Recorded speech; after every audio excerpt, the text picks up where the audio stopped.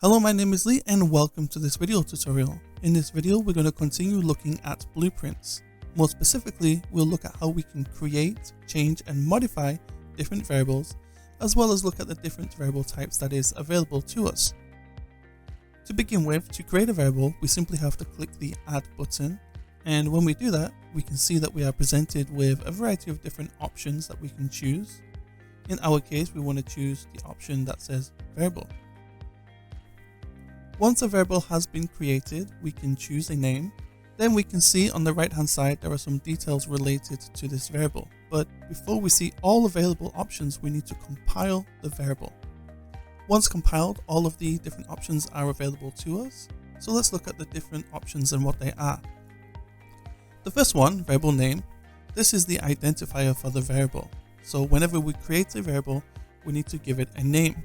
It is important to note that we cannot use spaces. Below that we have the variable type.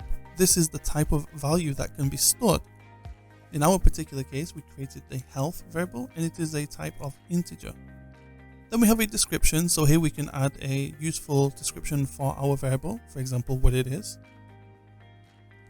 Below that we have instance variable. When this box is checked, each copy of this blueprint placed in the level can store a different value in this variable.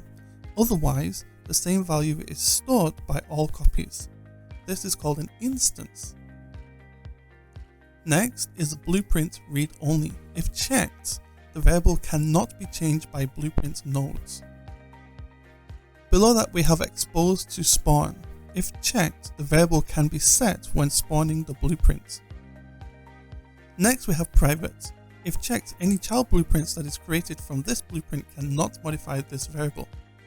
Next is exposed to cinematics. If this option is checked, it means that the variable is available to us within the sequencer, meaning that we can now animate the variable over time. Then we have category, so we can create a category for different types of variables.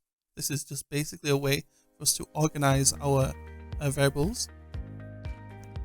Then we have slider range. This sets the minimum and maximum values that can be used by a slider. Then we have the value range. This sets the minimum and maximum values allowed for this variable. Next we have replication and replication condition. They are used in network games, and so this is a little bit beyond the scope of what we're going to be teaching during this course.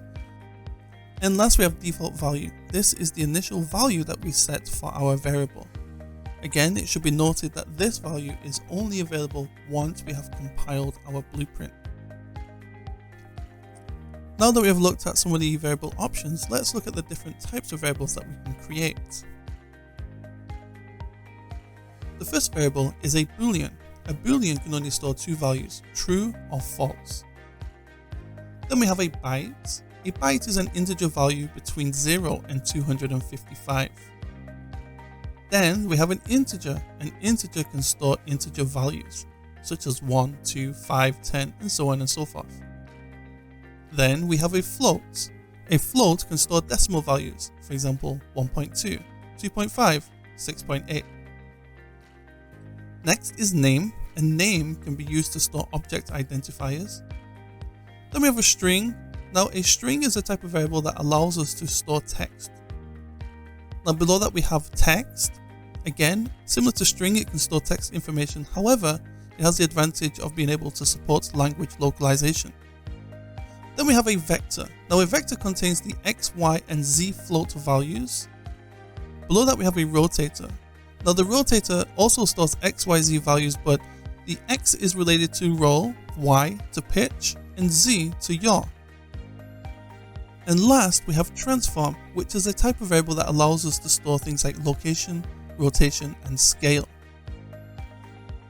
Now that's not to say that these are the only variables available to us. For example, we also have access to things like structure, interface, object types, or enums. But for now, these are the main variable types, and these are the ones that we're going to be using most often. So with that being said, that concludes this video. I hope it's been very informative to you. And until the next video, bye bye for now.